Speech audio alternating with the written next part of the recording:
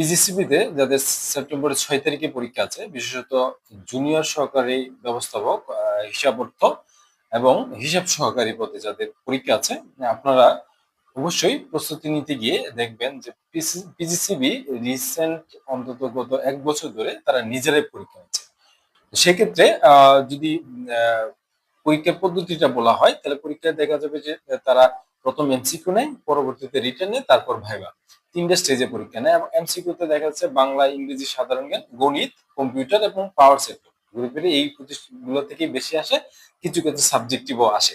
তো যারা এমসিকিউতে কোয়ালিফাই করে তাদের সাবজেক্টিভ রিটেন হয়। রিটেনের ক্ষেত্রে হচ্ছে এটার সিলেবাস তারা দিয়ে দিয়েছে যে 60 মার্কস হবে সাবজেক্টিভ, নন সাবজেক্টিভ এবং 40 সাবজেক্টিভ। সেক্ষেত্রে হচ্ছে 40-এর আপনার যদি কমার্স রিলেটেড, সেক্ষেত্রে হচ্ছে অ্যাকাউন্টিং অফ ফিনান্স থেকে 40 মার্কের প্রশ্ন থাকবে।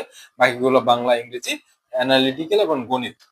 অর্থাৎ বাংলা, ইংরেজি, অ্যানালিটিক্যাল, গণিত মিলে 60, আর 40 হচ্ছে আপনার সাবজেক্টিভ, অর্থাৎ অ্যাকাউন্টিং, ফিনান্স বা এই কমার্স রিলেটেড গুলা থেকে প্রশ্ন থাকবে। অর্থাৎ তাদের প্রশ্নটা বোঝার চেষ্টা করবে, যেহেতু তারা এখন নিজেরাই প্রশ্ন করছে।